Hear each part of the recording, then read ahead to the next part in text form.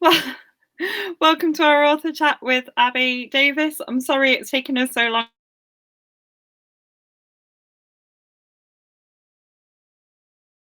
Tell us a little bit about your book before we get going. Yeah, I'd love to. Okay, so where have I put it? It's over here. Sorry. So I wrote Mother Loves Me. It's lovely to see you all tonight. It's a creepy psychological thriller about 13-year-old Mirabelle who lives in a creepy cottage with Mother. And one day when Mother returns home with Clarabelle, 5-year-old Clarabelle in a duffel bag, and tells Mirabelle she rescued her from Utopia, Mirabelle begins to question everything that Mother's ever told her.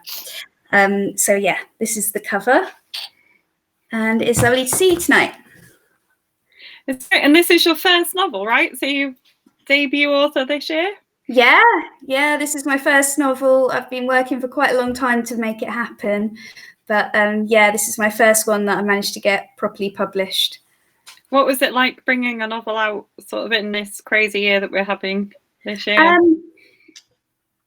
HarperCollins were really, really good, especially my editor. She was amazing. You know, as soon as I'd finished my edits and sent it to her, she got back to me as quickly as possible, and she was brilliant at communicating with me. So that was really reassuring. But it was a real shame, you know, that I couldn't have a launch party. I've been really excited about that, you know. So that was a shame. But other than that, I think I've been pretty lucky with it all. Oh, we've already got a comment on stream from Abigail Lavers. She says she loved the book. Where did your idea come from? Hi Abigail, great name by the way. So yeah, my idea came from basically when I read Carrie by Stephen King and Room by Emma Donoghue, and those two, kind of the intensity and the claustrophobia and the mother's character in Carrie, really, really sort of those two books combined in my head. And I just got this vision, sort of a bit weird. Well, I am a bit weird, but I got this kind of vision of a mother, like a woman in a dark room, sat at a table with a makeup bag, and a girl and the mother painting her face, like putting makeup on her face. And just from that, it kind of, the story sort of built itself on that vision. You come across so nicely to have written something so dark. Oh, thank you. How did you put yourself in the head of your mother? Pardon? How did you put yourself in the head of Mother? Well, do you know what? I know I keep saying about Carrie, but oh my gosh, that Margaret, what's her name? Yeah, Margaret White in Carrie just gave me chills, and just that sort of relationship between Carrie and Margaret. I kind of imagined that I was writing Margaret's character a little bit, and then Mother came out the way I would write, you know? So I basically stole Stephen King's character and, you know, the sinister nature of her, and then sort of went with it, basically. So is there plans for another novel? Is this one going to be a standalone, or are we going to see the characters again? Oh, no, this is a standalone again, and it's with my editor for the third time. I should be getting my notes back next week or the week after, so I'm really nervous and excited to get her notes back.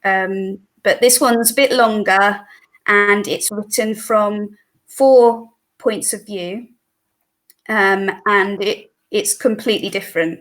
You know, it's not as claustrophobic, but I like to think it's quite different to your regular kind of psychological thriller as well.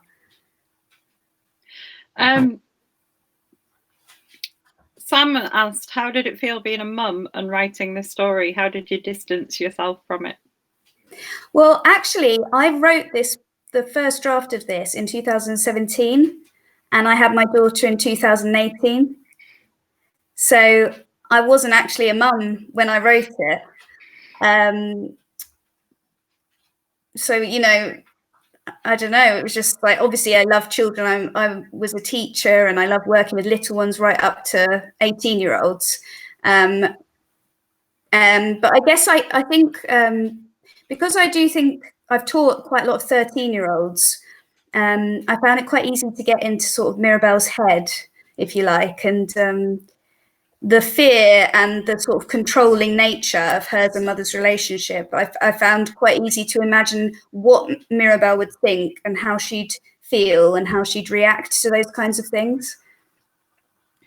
So you do it wonderfly. It's a brilliant book. We've been making our, as author chat admins, we're currently making our top 10 lists for the end of the year, and yours may be on mine. Ooh, that's amazing. How many books have you read this year? 330. Wow. Oh my God. And to make the top 10 of that would be incredible. Well, I don't want to give away my list. Oh God, fingers crossed. But you're in the running. Oh my God, that's amazing. I really, really enjoyed the book. It was great. Oh wow, thank you. What did you enjoy so much about it, if I can ask? I'm a big fan of Room. So when you were saying Carrie and Room, both of them are like amazing novels. And I got the Room vibe when I was reading Mother Loves Me, and the characters are just fantastic. You bring them all to life so well, and they're all so different. And just you're sort of so drawn into the world of it and working out what's going to happen. It's great. Oh, brilliant. Thank you so much. Really good. Well, hopefully I'll manage to do it with my next one. Fingers crossed. What's your writing process like? How are you a planner out in advance? No, I don't like planning. I get bored really easily. So I just like to kind of start writing, and I sort of follow the character. Nice. How did you manage to write something as complex as Mother Loves Me, just following the characters? Well, do you know what? It's a bit naughty, but I kept telling myself, like, what won't the reader expect to happen next? And I would just try and think, right, you know, obviously it has to be driven by Mirabelle, and Mother, but what won't they anticipate? So I just kept thinking, you know, just go crazy. Like, don't feel limited to making it, you know, I think a couple of people find it too far-fetched. But that's probably because I just let my imagination really, really go, you know. But I quite like that, you know, just seeing where it leads you, but imagining what could happen, but that you wouldn't really expect to happen, that kind of thing. Are there topics that you wouldn't write about? It's a good question. Never really thought about that. I don't think I could write about really, really serious, awful historical tragedies. Like I don't think I could ever write about the Holocaust or anything like that. I just find it too upsetting. I can't even watch anything to do with that kind of thing. It's just, you know, I get too sort of upset by the subject. So yeah, I couldn't write about that sort of thing. Samantha says your dad was really sweet, putting the picture of you in Tesco with your book everywhere. Is he always so excitable? Yeah, he's a legend. He's just like, from day one, because I started writing novels when I was 18, he's read everything I've written, and he's encouraged me and edited my novels for me. And, you know, it's been his dream as much as mine to get properly published. So, you know, he's got a spreadsheet of all of my, you know, Audible sales, paperback sales, Kindle sales, and he updates me every day.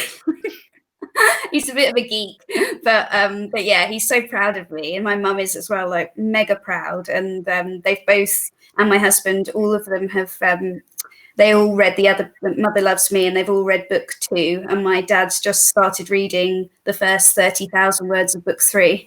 So yeah. Wow. Do you have a plan to attend any like author events when we can start going again? God, I would love to. I would absolutely love to, you know. But it's just, you know, waiting to see what happens when it happens, you know. But I'll go to as many things as I'm invited to, and I'll probably go to things I'm not invited to as well, and just hang around, you know. So yeah. You need to persuade Waterstones to like give you a tour. Give me a what, sorry? So you need to persuade Waterstones to do a book tour for you so you can come around and sign. Oh yeah, I'd love to. Yeah, no, I mean, I don't really think there'd be that much persuading. They were pretty up for it before the pandemic hit, you know. So I think when things go back to a bit more normality, hopefully that sort of thing will happen. Have you cast the characters of Mother Loves Me in your head? Cast them? Oh, yeah. For a movie? Yeah. Do you know what? Because I don't really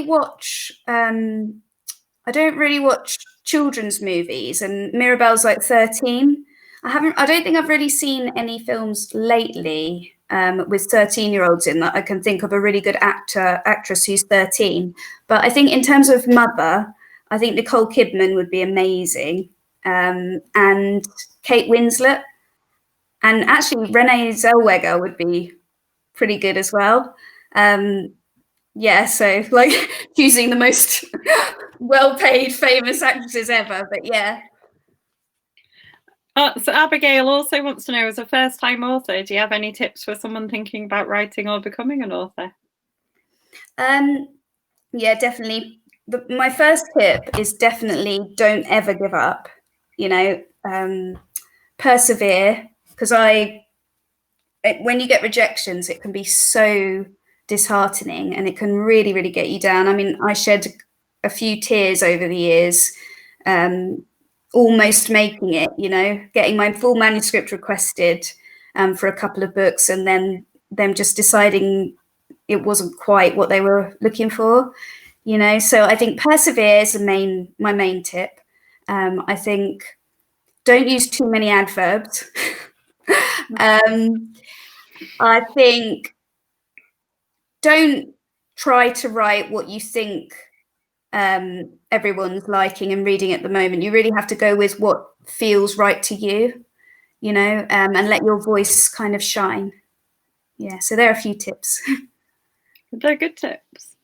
Did you always want to be an author? Well, I wrote my first story when I was 7. It was quite a long story, and I always loved writing stories when I was little. And then when I was 10, I wrote an even longer story. When I was 16, I started a novel. So I think, you know, consciously, I decided I wanted to actually be a full-time writer when I was 18, and I wrote my first full-length novel. I wrote it while I was working at Crayola factory, packing the same box of crayons every day for 7 hours. Wow. Two 15-minute breaks in 7 hours. And I used to just, while I was packing these crayons over and over again, I would just think about what I was going to write when I got home. So I got home about 3:30 and just sat down for a couple of hours, and I had a 90,000 word novel in 8 weeks. And it had 13 main characters. And I actually did get some nice comments back from agents. Probably took pity on me with my 18-year-oldness and, you know, thinking I was like going to make it, because I really did. At that point, I didn't realize how hard it was to get published. But yeah, no, so I think really deep down, I've always wanted to be a writer. But when I was 18, it really, really took hold, the burning desire to just write for my whole life, you know. And finally, I'm doing it at 36, 18 years later. We've got so many more questions. I think Abigail as well said, who's your favourite author? Oh, at the moment, well, Chris Whitaker's We Begin at the End. Have you read it? No, not yet. Oh my God. It absolutely blew me away. I just found it so hilarious, but moving at the same time. And the characters, you just unforgettable characters. So We Begin at the End by Chris Whitaker is my favourite book I've read this year. But my dad bid in the Children and Read bidding auction. My dad won 3 of B.A. Paris's books, and she signed all of them for me. Dad gave them to me as a present. I told you he's a legend. he gave them, he spoils me. He gave them to me as a present, and I've already read the first one, which is Behind Closed Doors, which is up there somewhere.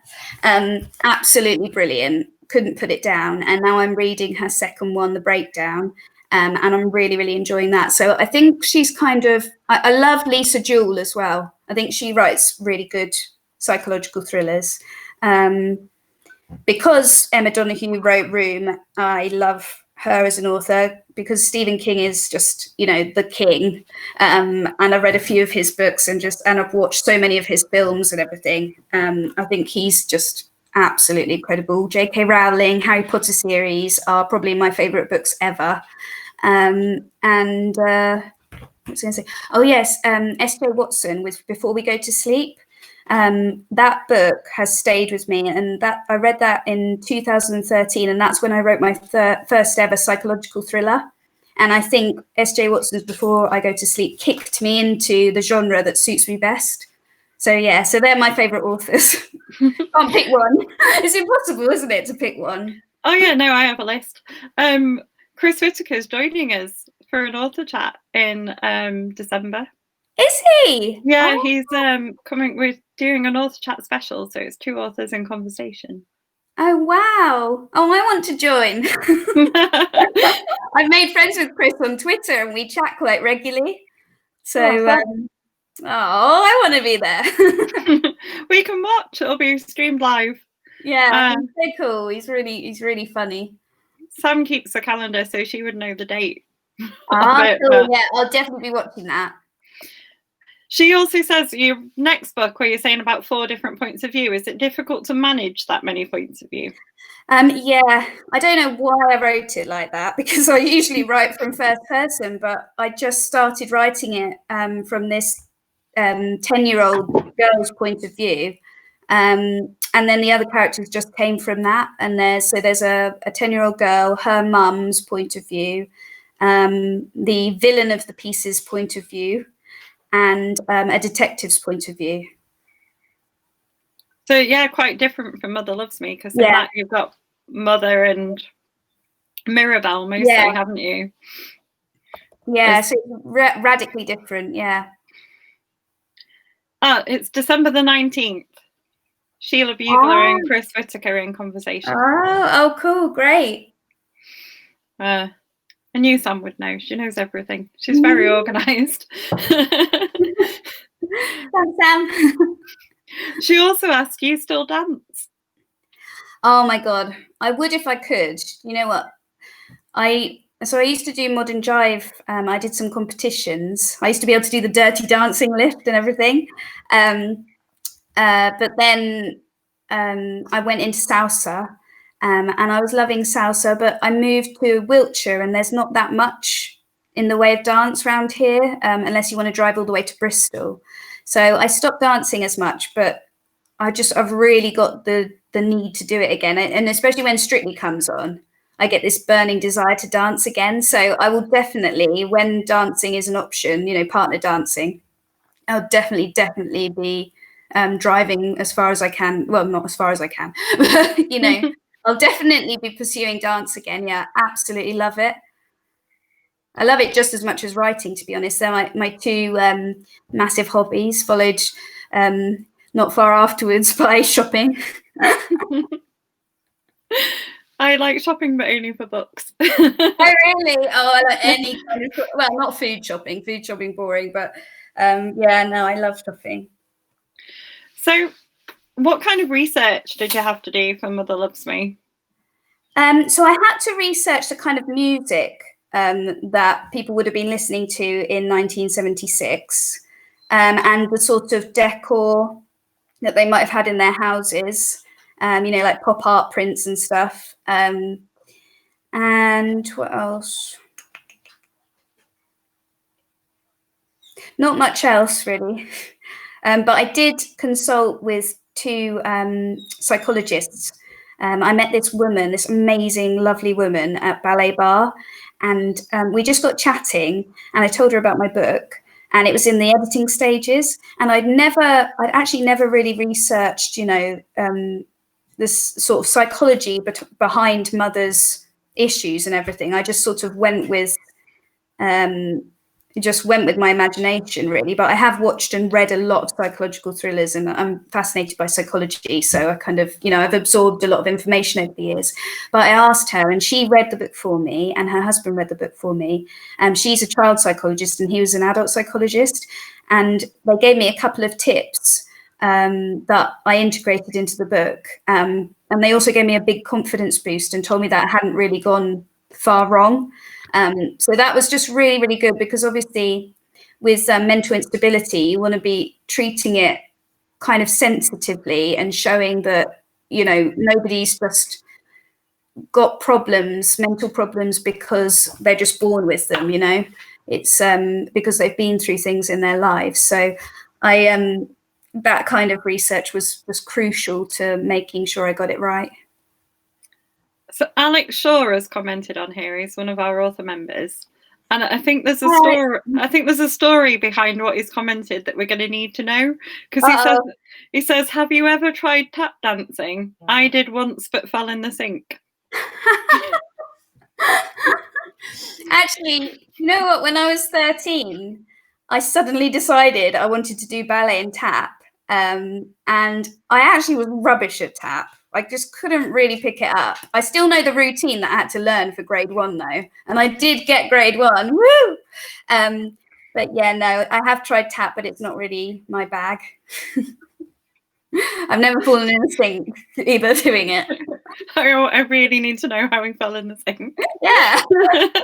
That's amazing. I went to Vienna with my husband and asked him if we wanted to go waltzing, and he said that I was too short to dance with him. And so I said, well, I could wear heels, and he said the world's not ready. I love that. He's a charming man. Yeah.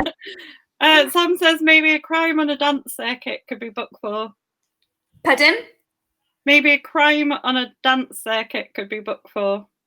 Oh yeah, that sounds good. I don't know how you bring your brand of like psychological thriller to a dance circuit, but that would be interesting. No, I know. I actually have contemplated that kind of idea a few times.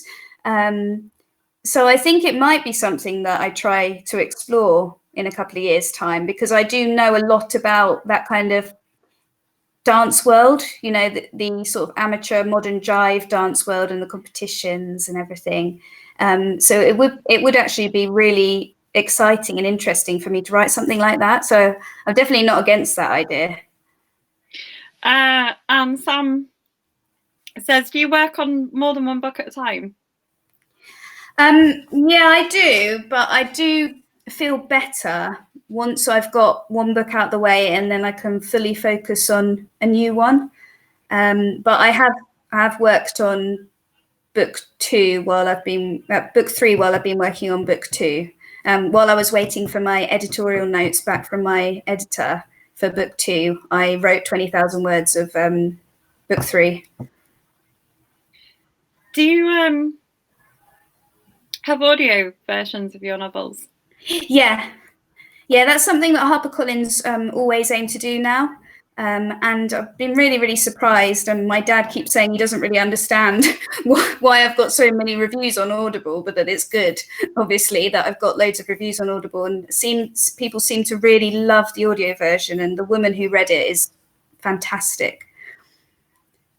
Yeah, we've got one of our author chat admins. He only reads on Audible.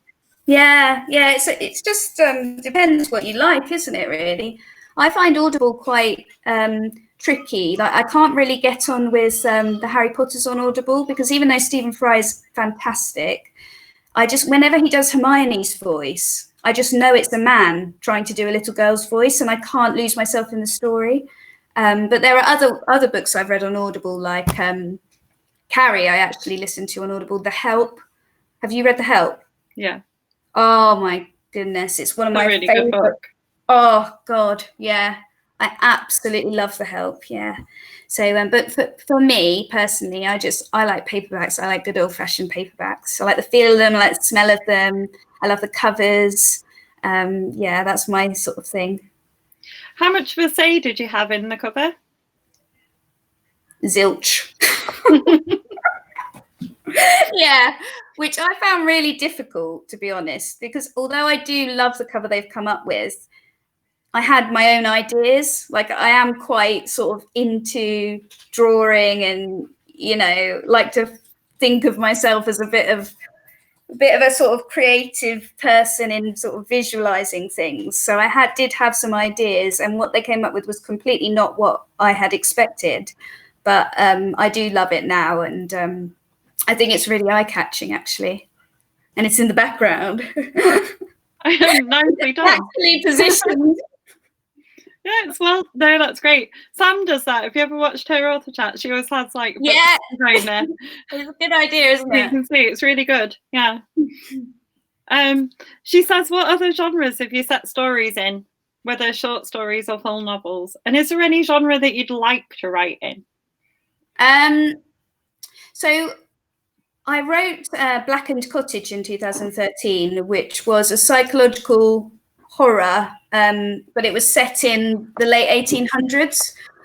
So although it had psychological thriller elements for sure, it was a little bit historical as well. I've also written dystopian YA fiction, and nearly got taken on with a book in 2014, I think, for that one, but didn't quite make it. But yeah, so I dabbled a lot in dystopian for a while. I was really into Divergent and Hunger Games, Maze Runner. I do love dystopian fiction, so I have written that. In terms of what I'd like to be able to write, I'd love to be able to write something really powerful and deep and meaningful like The Help. Like, I would love to be able to, oh God, just, you know, how believable those characters are, and the voices are just so vivid and unforgettable in that book. And it's got everything, you know, it's got humor, but it's got serious exploration of deep, important issues. So I think maybe when I've matured a bit, I might be able to write something a bit like that. But yeah, I was saying to my mum the other day, funnily enough, that I would just love one day to be able to write something as powerful and incredible as that book. Although I think my book's good. I think your book's quite powerful in its own way. It's definitely a story that's going to stay with people. Good. Quite a lot of people have said that they were thinking about it for days afterwards. And hearing that kind of praise is just amazing. If you could have an interview with another author, who would you choose? Chris Whitaker, probably, or Stephen King, or B.A. Paris. I don't know. There are loads. I like that you've got a whole list. Yeah, I could go on. I could probably go on all night, to be honest. So one of my favourite questions to ask is, would you make a graphic novel version of your book? Wow, yeah, definitely. That would be awesome. If somebody did that, that would be absolutely incredible. That would be so cool. I never even thought about that before, but yeah, I'd be well up for that. And Sam's favourite question. Well, Sam has two favourite author chat questions. I'm going to ask you one of them, which is, what are your most memorable moments as an author?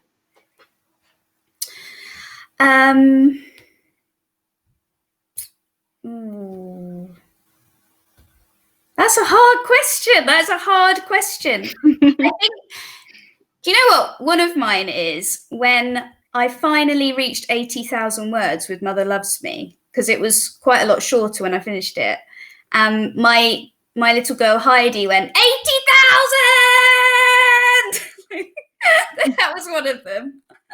And another was, when I found out, my agent rang me, Ewan Thornycroft rang me, and I'd not been able to look at my phone for a while, and I was in the back of my parents' car. I think they were dropping me and Heidi, my daughter, off, and I saw the email saying that we had an offer from HarperCollins for a 2-book deal, and my jaw just dropped, and then I just went, oh my god, oh my god, oh my god, oh my god, oh my god, oh my god, oh my god, oh my god. Yeah, so that was another massive moment. I mean, I've been working for 18 years and written like over 10 novels, trying to get published. So yeah, it was a big moment. So I've got some more questions on the stream. I'm just trying to see if I can see who they're by, because it just says Facebook user on the side. Oh. Hi, Facebook user. So the first one's Abigail. She says, do you snack when you write, or just keep yourself to a set schedule for meals? Oh, well, I always write at my mum and dad's house, which is like an incredible Tudor cottage, and it's absolutely so atmospheric and amazing. But yeah, basically, I'm not much of a breakfast person. So when I'm at mum and dad's, I go up to the study, and then I get really hungry at about 10:30, and I usually go down and grab a couple of packs of prawn cocktail crisps, which is so unhealthy. But then I'll have my lunch at about 12:30, and then I don't really snack. I'm more of a coffee drinker. You know, I drink way too much coffee, but it's just kind of like a habit now. When I'm writing, I have to have a cup of coffee next to my laptop. I think it's a teacher thing as well, like even an ex-teacher thing. Coffee was, you know, an essential when I was a teacher. Absolutely essential. And I'm a teacher, and I don't function without coffee. Oh, wow. Do you teach English? No, I teach science. Oh, really? Oh, gosh, right over my head. So Charlie Gallagher says, if you were to be a character in the book of someone you really admire, would you be a goodie or a baddie, and why? Oh, that's a good question. That's a really cool question. Character in the book of someone you really admire, would you be a goodie or a baddie? Oh, God. Oh, that's such a cool question. I'm stumped. I think I'd want to be like a heroine, you know, like a real survivor kind of character. Yeah, I think I definitely wouldn't be a baddie. No way. But yeah, no, I'd be like something like in Behind Closed Doors by B.A. Paris.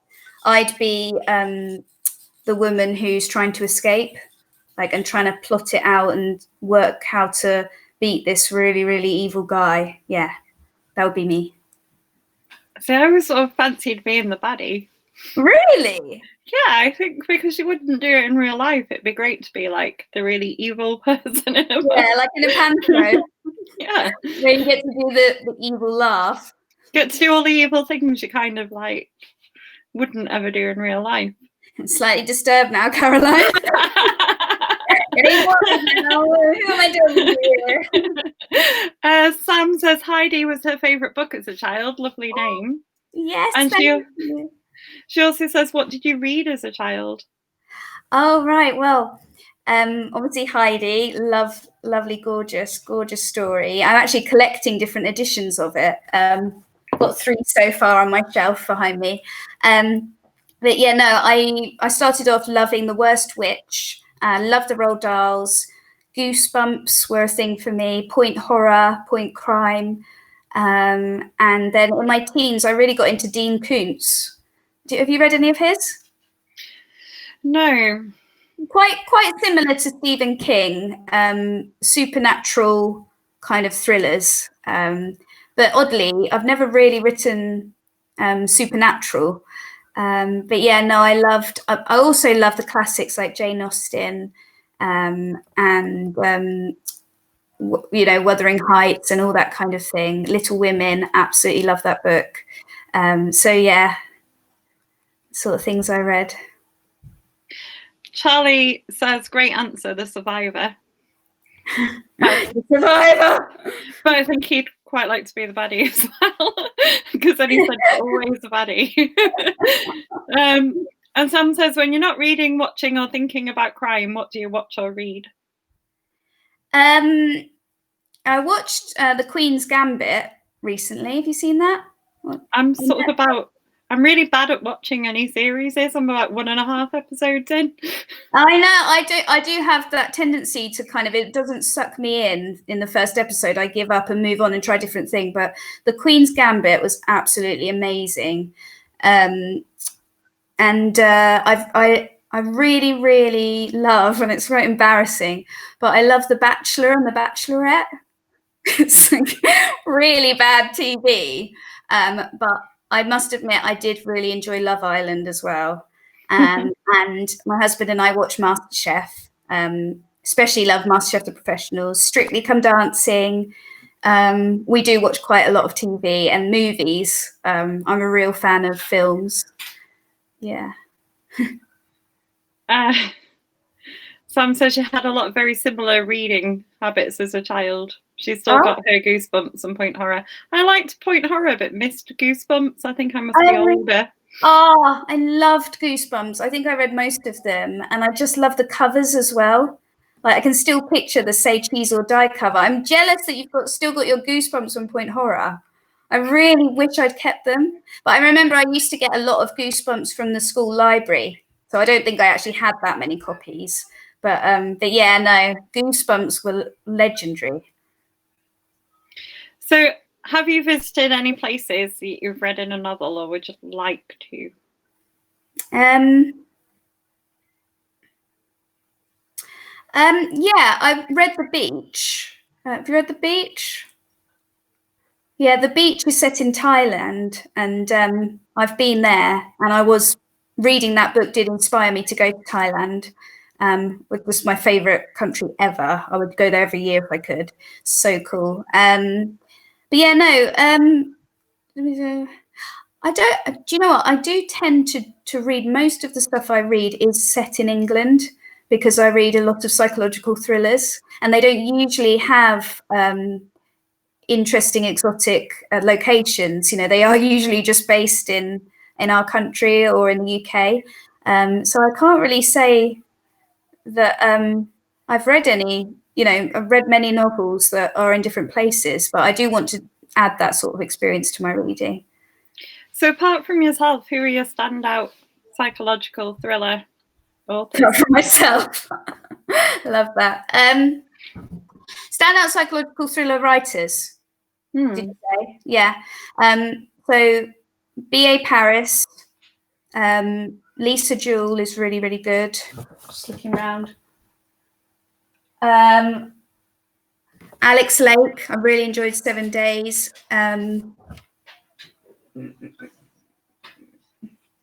Jess Lowry, Unspeakable Things. Have you read that? That's incredible. Oh my gosh, really, really original. I really love Alex North. That's not quite psychological thriller though, is it? Yeah, Steve Mosby. Pardon? It's Steve Mosby, Alex North. Steve Mosby? Yeah, it's Alex North. He also writes as Steve Mosby. His real name is Steve Mosby. Oh my God, I didn't know that. I like CJ Tudor a lot as well, but she's more supernatural, I guess. Would you not be tempted to go into the supernatural yourself? Definitely tempted, but at the moment I've still got ideas for psychological thrillers, you know, so I think it's a little bit scary as well, the idea of branching into a different genre when it's taken you so long to get published and people clearly like the genre you're writing in, and then it's quite a risk to jump to a different genre, but I definitely wouldn't be against doing it. Do you have a favorite kind of character that you've created? I think Mother. She's just so unpredictable, and dark and disturbing, and intense. It really was, you know, I got chills when I was writing it a lot of the time. It's so weird how vivid and real it feels in your head when you're writing stuff like that. So I think Mother. Were there moments when you wrote it where you sort of had to go away and take a break to sort of calm down? No. No, not really. I used to be able to write a bit more, and since I've had a baby, I can usually write about 500 to 1,000 words in one session, which might not even be an hour long, but then I have to have a little break. But I used to be able to sit down and write 2,000+ words easily. But since having a child, I think I've still got baby brain, to be honest. My brain's not as quick as it used to be. It's slowed down since having Heidi. So other than coffee, what would we find on your desk? Vodka. No, I'm joking. I'm joking. On my desk, I always keep my planner next to me. I always keep the book I'm reading next to me, because I do often find that if I'm like, oh God, I don't know if I can write now, if I start reading the book I'm reading and it's really well written, it suddenly makes me feel like writing again. That's all I have to do, is just read a couple of pages of a really good book, and it makes me feel like trying to write well. So yeah, that's basically it. You find, oh yeah, I've also got a Disney pot, because I love Disney, filled with pens, and I've got an Alice in Wonderland thing of Post-it notes. I've got a coaster with A for Abby on it, and probably lots of crisp crumbs from all the prawn cocktail crisps. But yeah, that's it. So you're looking very festive. Abigail says, have you done your Christmas shopping yet, and will your gifts be books this year? Well, I can't say this in case my dad watches it. I've just given that away. I have got a couple of stocking fillers for people that are books, and I've done most of my shopping. I think I've got 4 people left to buy for. How about you? I always do. My family have loads of birthdays this year. Right. We have 3 family birthdays this week. Oh my goodness, it's in months. I know, it's like crazy. So I've even posted some of my Christmas presents. I know. I think I'm going to have to this year. But yeah, I still have some to do. I haven't bought my husband a present yet. Yeah, started last night. Yeah, I've got Tommy a couple of stocking fillers and 2 presents. But yeah, no, I'm going to get him something like an experience type thing. So that's my last thing to get for him. Would you give you copies of your books to people as a present? I have done, just as like if they've expressed wanting a copy. But I feel it feels like a bit big-headed, like giving my family a copy. Yeah, no, I mean, I think, to be honest, my family have been so supportive and my friends have been so supportive. They've all pretty much bought copies of it, even though I said I would give them, because you get 20 copies from HarperCollins. The author gets 20 copies. So, I've offered to give them ones, but most of them have just bought their own copy anyway. What books? Because I know when it's my birthday or Christmas, I always just have a book list. Yes. Of things I want. What books are on your wish list? So in case your dad is watching, what's on the Christmas list? So many books. The problem is I've got a really bad memory for titles of books. But I've got so many on there. I've got a lot of psychological thrillers. Yeah, I'm really sorry, but I can't remember off the top of my head the titles of any of them. Where does inspiration strike when you're coming up with story ideas? That's so funny, because my gran always says, "Where do you get your ideas, Abby? Do you get them in the night?" Like, she says it over and over again. But no, I mean, Inspiration. I don't know. I really think I get a lot of ideas from reading other people's books and watching crime series and crime movies. I do find woods incredibly creepy, and whenever I go for a walk in the woods, my imagination just goes. Like, so my dad always winds me up because every book I've ever written, there's like a scene in the woods. Yeah. Is that going to be your signature thing? Yeah. You're always going to be one? Probably, yeah. Like already the one I'm writing now, I'm trying to work out how I can get a chase scene in the woods in. I think, yeah. I suppose it depends on the setting as well. Like Mother Loves Me worked really well in a kind of quite rural setting. Yeah. Is that, I know it's sort of based in a very claustrophobic atmosphere, but do you have a place in mind for where the house and woods and things are? I have a very clear image of the cottage, the woods, the fields around it. You know, the positioning of it is really, really clear. But if I'm thinking about a real life location, no, it's just in my head. Sam says, what resources would you recommend for people who want to write a novel? Resources? Oh, interesting. I have read at least 20 books on writing. Like when I went to uni, I was more interested in becoming a writer than doing my English literature degree. And I spent a lot of money and time reading books on the craft. So I would definitely recommend reading as many books on the writing craft as possible. And Stephen King's one, oh God, what's it called? On Writing. Yes. Yeah, it's so funny and brilliant as well. Definitely recommend that. So resources, obviously a good writing tool, like good laptop. Mine's on the blink at the moment and it's really winding me up. Nice desk. I would love to have like my dream desk, like a really pretty desk.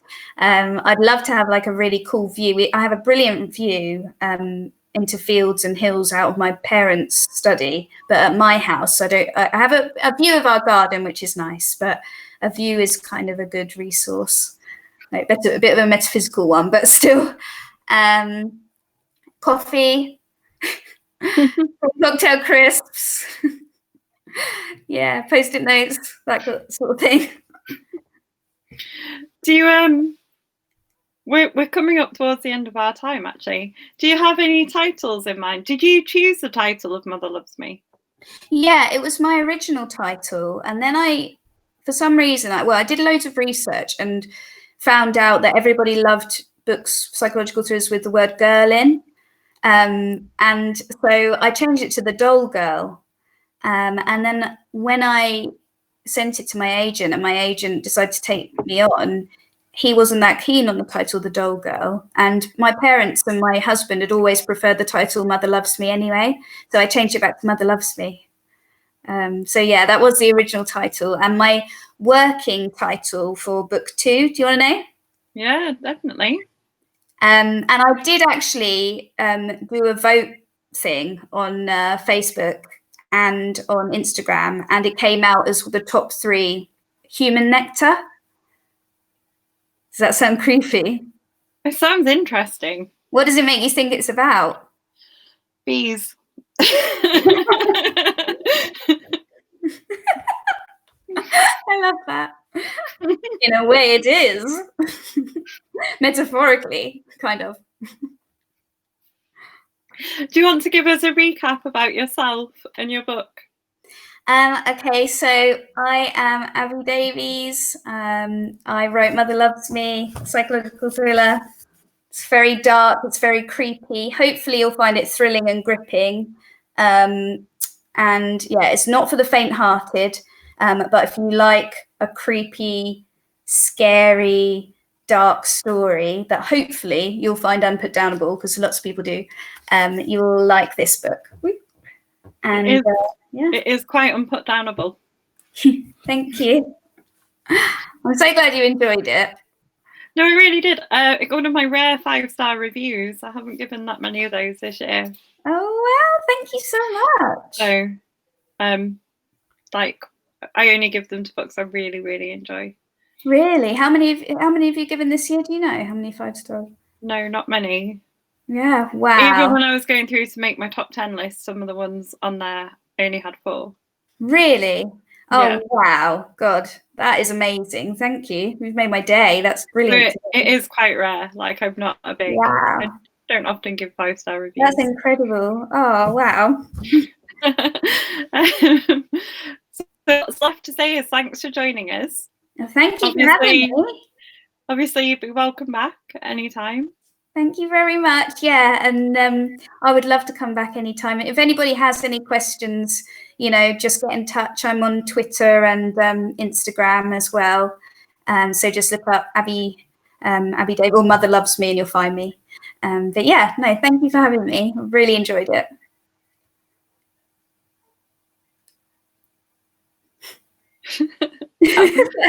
I'm waiting for Sam to take us offline. Bye.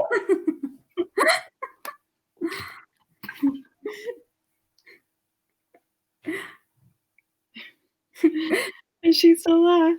She fell asleep.